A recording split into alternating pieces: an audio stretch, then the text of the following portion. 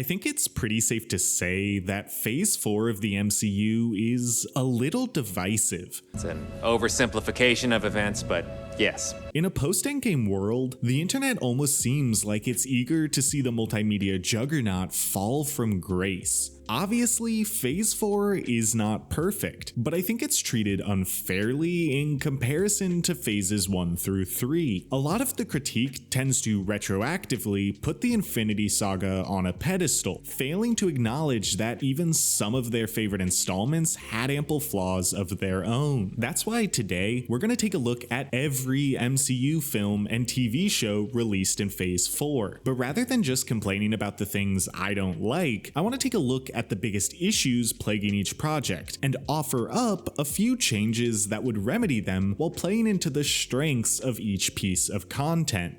If only you all knew our secret.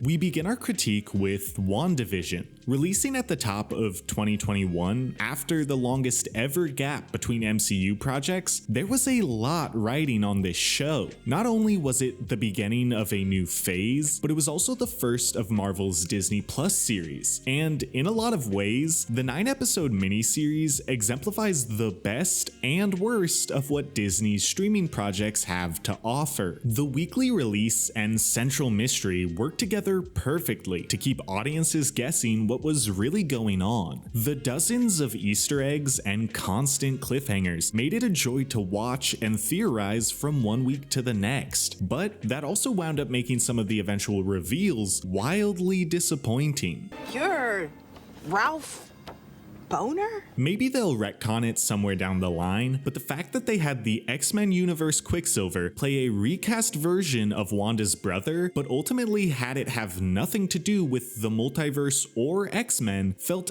actively insulting to the audience. I get that it was meant to be subversive, but good subversion replaces what you thought you were gonna get with something equally good, if not better. The subversion in WandaVision, however, just leaves the audience feeling like they were outright lied to. If they really wanted to do the recast plot, they needed to commit to the multiverse angle, making it so that Wanda subconsciously pulled a version of Pietro from a separate reality. Or if it is all just a joke, they should have cast someone who looked nothing like her brother. Like, if you want it to just be a way of showing how desperately she clings to the reality she's created, even if it requires her to ignore the obvious truth, just have Pietro be a 60-year-old Italian guy. That way, when she's like, Why do you look different?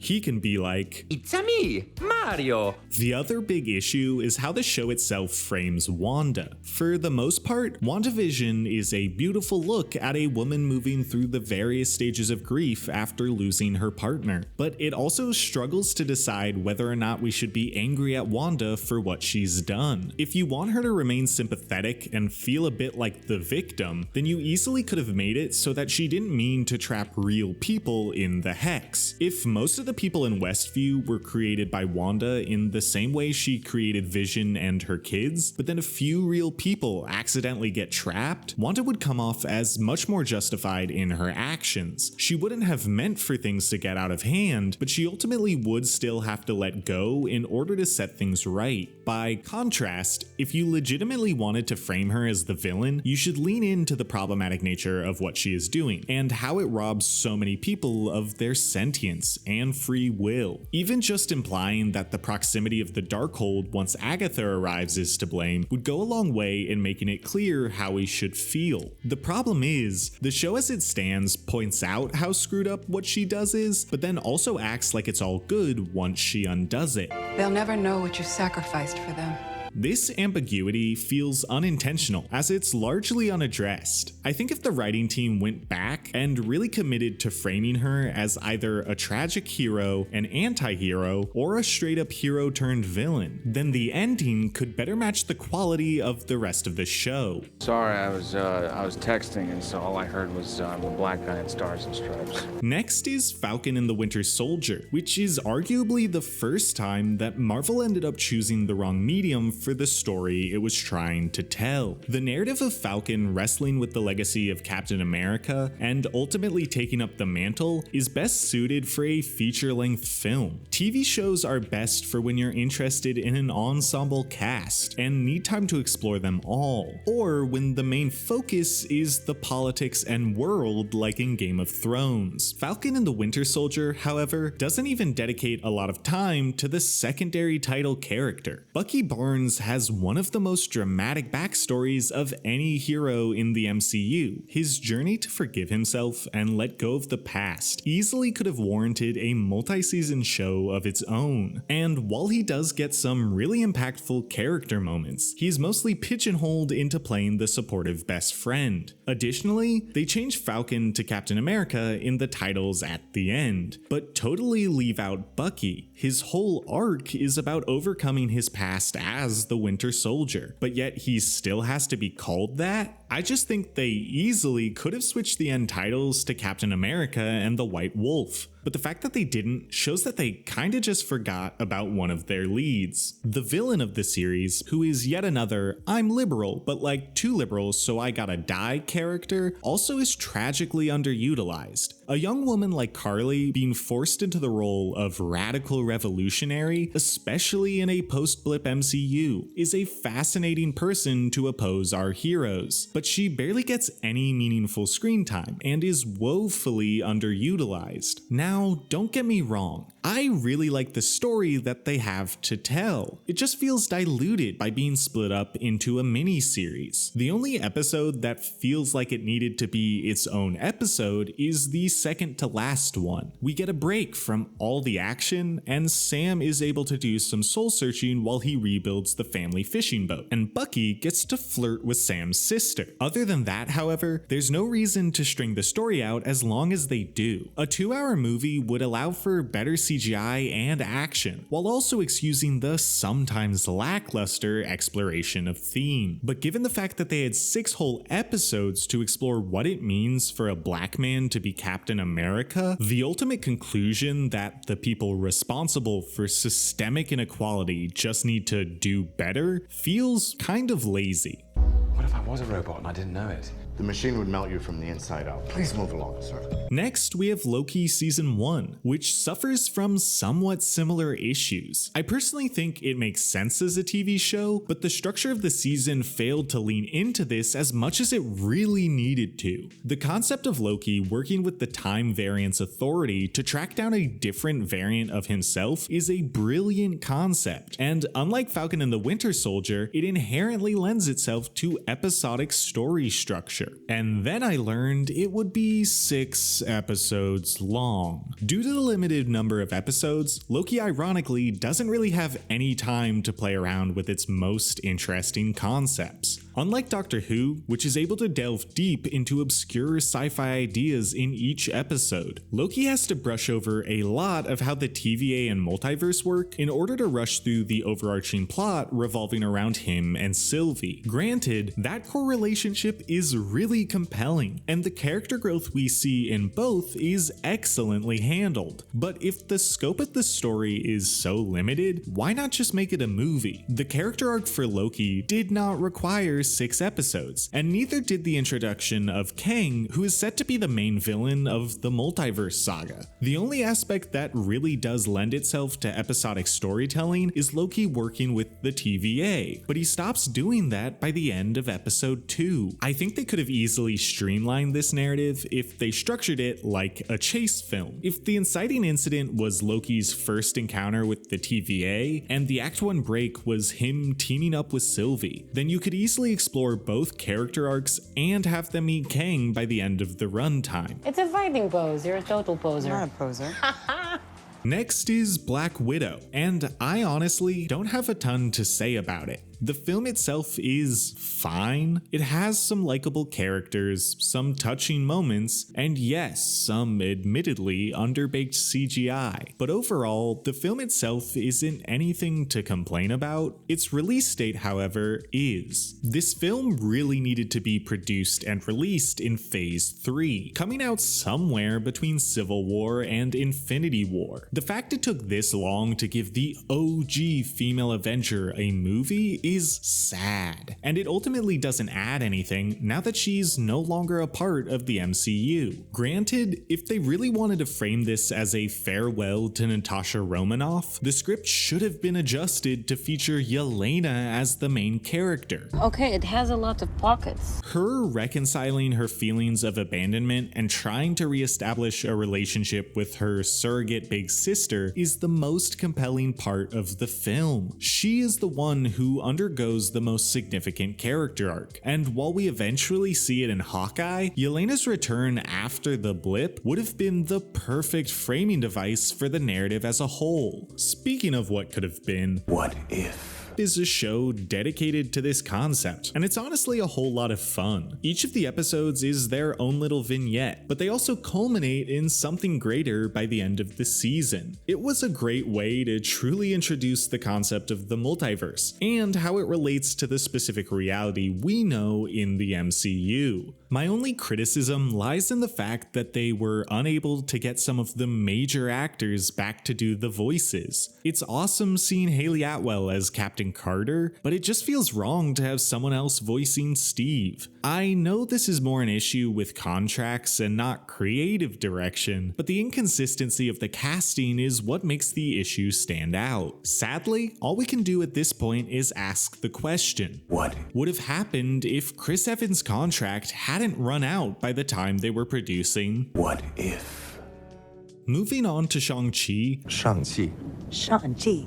Shang-Chi. Shang-Chi. This is where I really feel like Phase 4 started to settle into a groove. Not only is it just a really solid action movie with an emotional subplot, but it also reminded me of the excitement I felt back in Phase 1, back when the concept of the Avengers and superhero team-ups was a novel idea. Seeing Shang-Chi get his origin story really made me excited for when he eventually gets to team up with the rest of the Avengers. It made me believe that in a universe without the likes of Captain America or Iron Man, new heroes can still feel iconic and engaging. The first two acts of the movie are nearly flawless in my opinion, but I do take some issue with the finale. Granted, a kung fu battle devolving into a giant kaiju fight is incredibly fun to watch, and it's not like I was ever bored by it, but in focusing so heavily on the spectacle of it all, we lose sight of the emotional core of the film, that being the strained relationship between Shang-Chi and his father. My guess is that the writers couldn't exactly figure out how to make him redeemable enough to forgive in a meaningful way, so just defaulted to him making a semi-heroic sacrifice. However, this fundamentally leaves the audience wanting more. I know Marvel would probably never do this, but I think you could do away with all of the action and visual overload in the final act. Instead, modeling the ending of Shang-Chi after something like Kill Bill Volume 2 would have a much deeper impact on the audience. A calm, quiet, and tense finale, highly charged with emotional subtext of course, could have elevated the film from a rather good Marvel movie to a cinematic classic, akin to Everything Everywhere All at Once. But in mirroring a lot of what made Phase 1 Marvel films so special, it also replicates the Phase 1 problem of just fighting someone with similar powers to end the movie. Overall, it's not an issue that critically damages my love for the film, but it does prevent it from entering the top tier of the MCU. I was hoping you could change me into a giraffe. I always wanted to be a giraffe when I was a kid. It's too bad I can't change sentient beings. The next project in question is one that's highly divisive. Eternals is very much a love it or hate it film, and even for someone like me who falls into the latter category, it's undeniable that the movie is flawed on a lot of levels. Eternals is easily the most ambitious project in the MCU to date. It introduces countless new characters, explores the cosmos on a level hitherto unseen in a Marvel film, and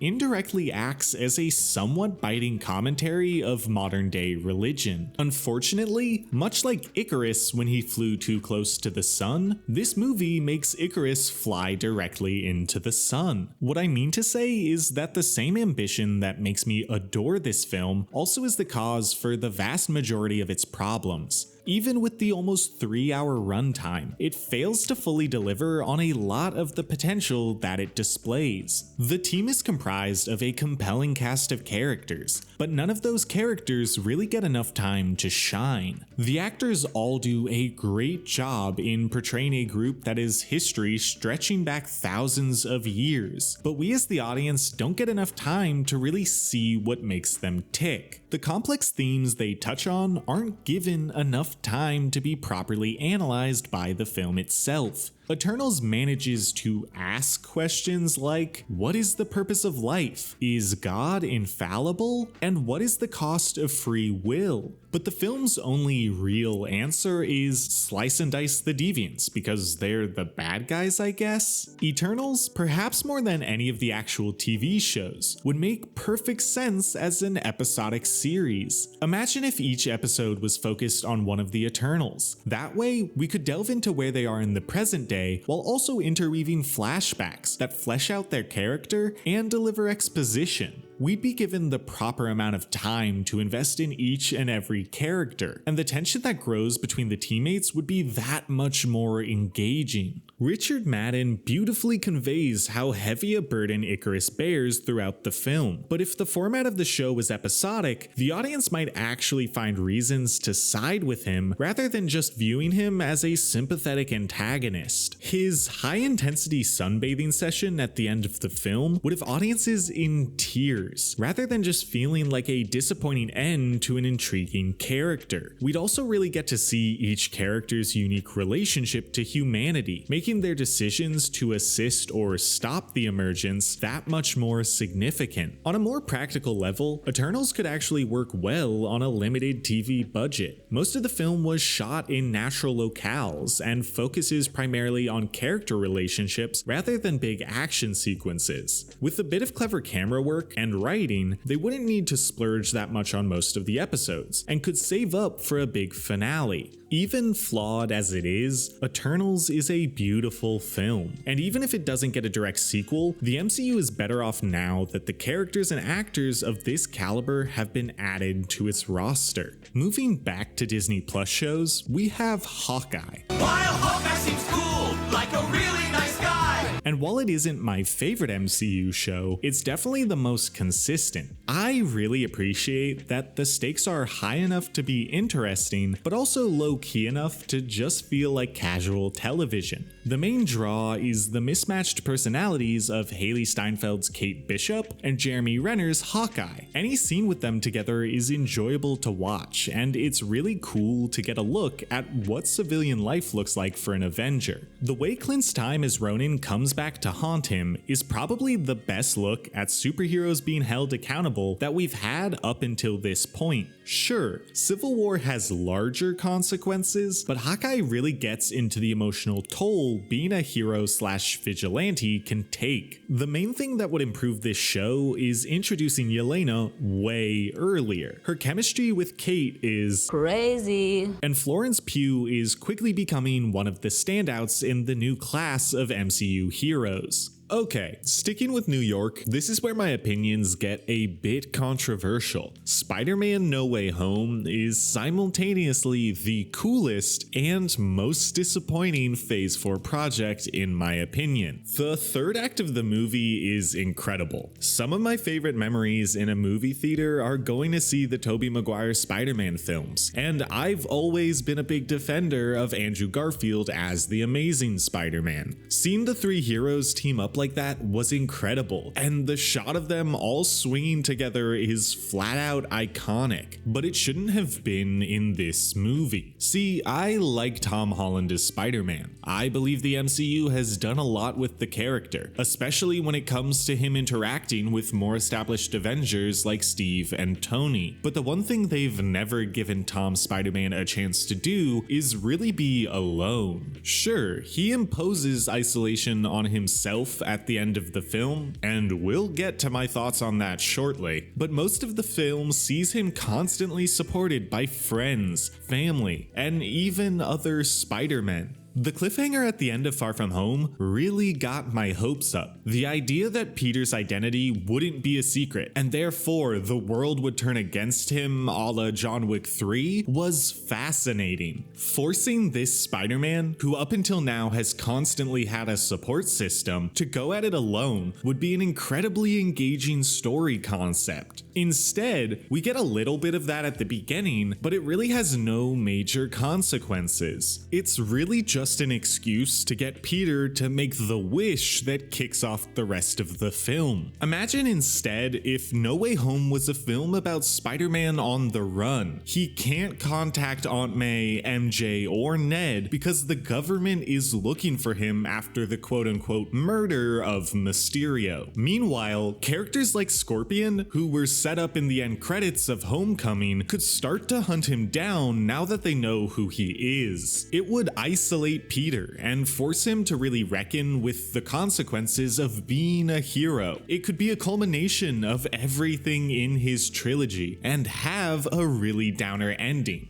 Then, just before credits roll, Doctor Strange could show up to console Spidey. Peter admits to him, with that mask on, I could take on the world. Spidey could take on the world. But now that everyone knows it's just Peter underneath, I can't do it. Strange shakes his head, cracking a slight grin, and says, "You know, kid, I think you'll be surprised just how much Peter Parker is capable of." Suddenly, the glow of a portal erupts behind them. A silhouetted figure comes into view, and a familiar voice simply says, "Pizza time." Anyways, I'm just spitballing here, but my point is that too much is crammed into the limited runtime of No Way Home. The trilogy doesn't quite feel like it comes to a satisfying conclusion, and I really think the extra Spideys should have been saved for a fourth film, after Tom Holland had been forced to go at it alone for a while. Additionally, the rules of the spell are just a bit wonky and unclear for my taste. We don't get a clear picture of what it means at the end of the film. People forget him, but do they forget the years of their life they spent with him? Or are their memories replaced by false ones? Furthermore, the fact that he doesn't go back to MJ and remind her of who he is may just be the most heinous thing to happen in the MCU. I don't care if Peter thinks that it's for the best. He made a promise to the girl he loves that he would come and find her. Breaking that promise is a cold and callous act that goes against everything we know about Peter. Maybe some of you watching this think he made the right choice, but on an objective level, it was not his choice to make. But hey, with great power comes great responsibility, and with great Spider-Man moments comes a lot of problematic baggage. Is he always so intense?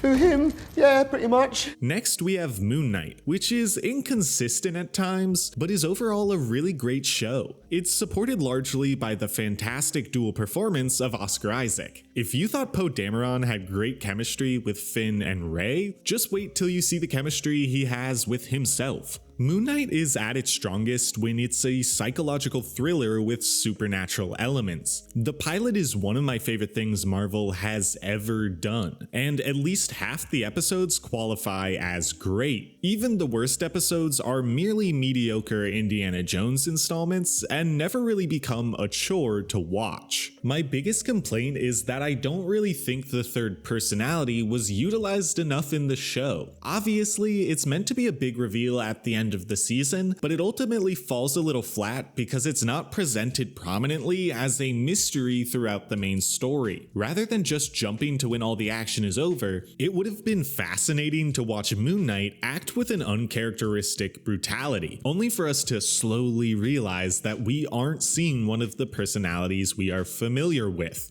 Otherwise, Moon Knight good, big CGI crocodile lady, meh. You ever had that dream where you're falling as if you've been pushed off a tall building? Speaking of the supernatural, Multiverse of Madness is a weird film for me to discuss. If you've seen any of my Mess or Masterpiece videos, you know that the lens through which you view a film plays a big factor in how you assess its quality, and that's definitely the case in Doctor Strange 2. First of all, the title doesn't do it many favors. The two things it tells the audience to expect are A, Doctor Strange, and B, a multiverse, but neither are prominently featured in this installment in the MCU. In the same way the monsters are the title characters in Universal's classic horror movies, the film should very much be named after the Scarlet Witch. The central conceit of this movie is trying to evade her, and the horror-themed antics that she incites are the main draw of the film. Additionally, this isn't really a multiverse story. Something like Everything Everywhere All at Once uses the multiverse as a core mechanic in its narrative, but Doctor Strange 2 just uses it as a bit of set decoration. The bulk of the film takes place in only two separate realities, and while that doesn't hurt the narrative at all, it does mean that they should have titled the film differently. As an MCU film, it's a bit messy. It makes some dramatic changes to beloved characters like Wanda Maximoff, with little to no meaningful explanation. Sure, the Darkhold seems to be corrupting her, but to what extent? When she changes course at the end of the film, is she back to the Wanda we knew, or is it somewhere in between? Like WandaVision, the characterization of Wanda is murky to say the least. It's once again unclear how much agency/intention she has versus the entity that is the Scarlet Witch. It's just something that could have been handled better if they wanted this to gel with the rest of the MCU as we know it. With that being said, this is an amazing Sam Raimi horror flick. The spooky roller coaster ride of a movie doesn't take its foot off the gas once and keeps your adrenaline pumping the whole time. It is awesome to see a director really add their stylistic twist on the often formulaic Marvel universe. Despite the issues it brings up in the broader context of the MCU, as a standalone film, this is one of my absolute favorites. Now to Miss Marvel. I only watched the first episode. It was alright. It's clearly targeted at a younger demographic than most MCU projects, and that's okay. It's alright that Marvel made a piece of content for adolescent girls. You don't have to watch it. Don't spend time being angry when you could just be watching content that brings you joy. What a classic Thor adventure! Hurrah! Thor: Love and Thunder is another film that seems to fill people with rage. I actually enjoyed it for the most part. Once I realized that it was basically a spooky 80s movie in the vein of Labyrinth or Neverending Story, I was fully on board. That being said, there are definitely some ways they could improve the film, mainly the villain. See, Christian Bale gives a great performance as Gore, but the script really isn't sure what it wants to do with him. It tries to make him sympathetic in the opening, but then makes him the most cartoonishly evil villain imaginable for the rest of the film. Just like with Scarlet Witch, a clear indication that the Necro Sword was the thing corrupting him and fueling his rage would go a long way. They only have the sword speak once or twice in the whole movie, but if they made the sword a character of its own, you really could have an interesting Smeagol-Gollum style relationship on your hands. Picture Christian Bale arguing between his true self and his corrupted self about whether or not exterminating the gods is really the best way to avenge his daughter's death. It would make his realization that he can wish for her back at the end of the movie far more poignant if he had been struggling with his goal from the very beginning. With regards to the tone, I know it doesn't work for a lot of people, but I personally get it. It's a comedy, and the only person who really feels like their character shifts without justification is Lady Sif. Otherwise, with this being an epilogue to Thor's journey in Endgame, the movie really works for me. Losing Jane is the ultimate culmination of Thor learning to love again. It's easy to be emotionally vulnerable in a relationship when you think it will last forever, but when you know that there's a time limit, giving your heart to someone is a radically brave act of trust. Also, Russell Crowe's Zeus is just a silly little guy. How could you be mad at a movie with such a silly little guy? Now, there's a lot I could say about Disney Plus's I Am Groot, but this video is getting long in the tooth anyway, so I'll just say, I am Groot. I apologize for the explicit language, but it needed to be said. Fingers crossed I don't get demonetized. Why don't we just do things our own way? This is the story that Kevin wants.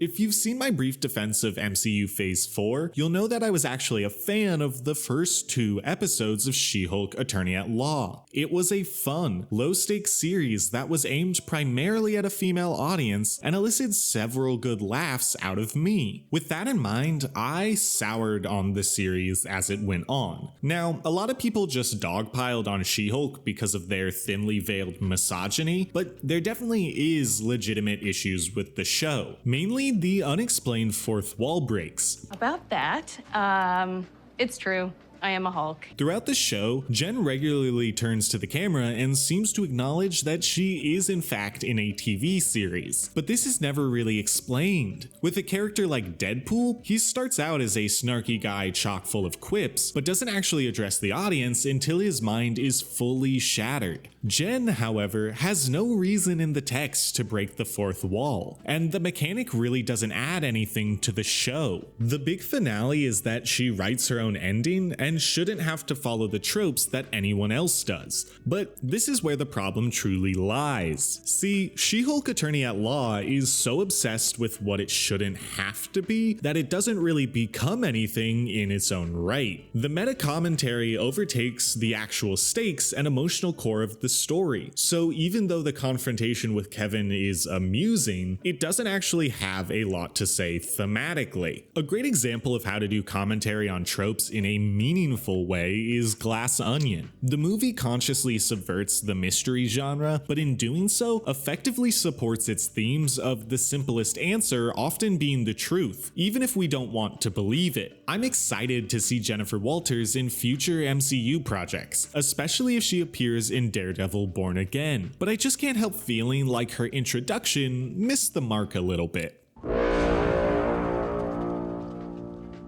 Werewolf by Night is a really refreshing take on the classic monster movies of early cinema. It was the directorial debut for Michael Giacchino, who had up until now worked primarily as a composer, and even if you don't know his name, you definitely will recognize his fat horns from The Batman, or his even fatter horns from The Incredibles.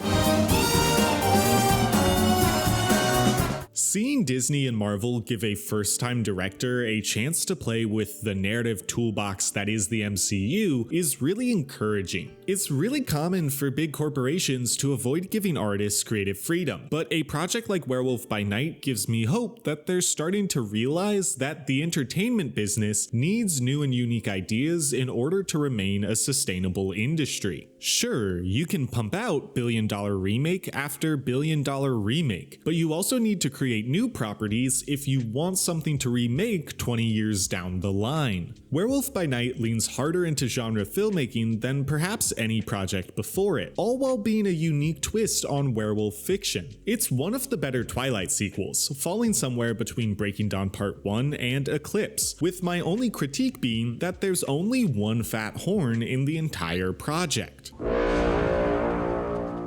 Double the amount of tubas and we have a perfect short film on our hands. That's the greatest Christmas gift I could ever get. The Guardian Holiday Special is light on meaningful story, but is heavy laden with the type of Yuletide cheer that makes you want to watch the stop-motion Rudolph movie. Oh, is this your snowbank? Actually, I think I'll watch Elf instead.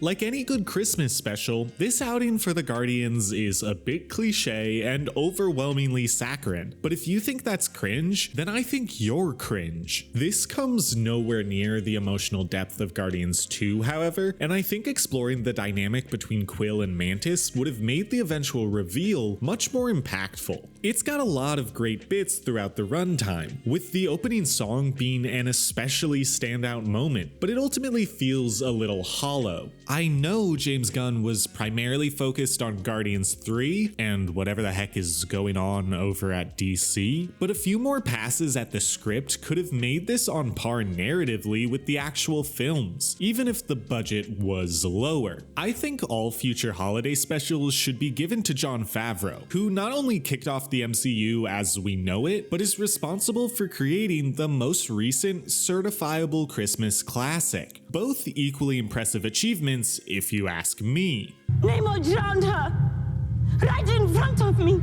The last feature film to come out in Phase 4 might not be an enjoyable movie to watch, but it's easily the strongest standalone narrative in the entire phase. I have a whole video dedicated to why Wakanda Forever is such a powerful and well-told story, so I'll focus more on how I'd see it improved. First, I think they shouldn't have shown Namor's home during the movie. The film centers around Wakanda and Talokan mistaking each other for enemies, when it's actually the rest of the world that poses a threat to the both of them. Not introducing us to the people of Talokan, or at least saving that reveal for the end of the movie, would make us feel a much greater distrust for them and make Shuri's choice to spare them an even stronger display of wisdom and restraint. Second, they shouldn't have had this film be the conclusion of Phase 4. I get the desire to end on a strong note, and believe me, this film is as high quality as it is emotionally draining, but it doesn't make sense to say this story is the culmination of Phase 4. I understand that the pandemic and the difficulties of production means that a lot of things got shifted around for Marvel's release calendar. On top of that, without an Avengers film to cap them off, phases in the Multiverse Saga are going to naturally be a lot less clearly defined. But with that being said, just end the phase with Ant-Man 3. While Ant-Man 3 would be a weaker note to end on compared to Wakanda Forever, it would be a more logical culmination, as it's the first time we really see Kang the Conqueror. Additionally, Phase 5 could then start with Guardians Volume 3, which, if the previous two films are anything to go by, will give audiences a much better taste in their mouth for Marvel's trajectory. Overall, I really appreciate the fourth phase of Marvel's cinematic universe for what it is. If you want an evenly paced epic with a relatively consistent creative direction, just watch the Infinity Saga again. But if you still love Marvel and want to see all the bold and wacky possibilities for stories set in the MCU, the Multiverse Saga is off to a great start. Yes, there are some duds, but in my opinion, they're worth the highlights. If you disagree, that's okay. Just recognize that it's perfectly valid for people to enjoy content you don't. And despite what every angry video essayist wants you to think, the MCU is not dying. There's a lot of us who are still excited about what's coming next. And if you're not, you don't have to look at it anymore!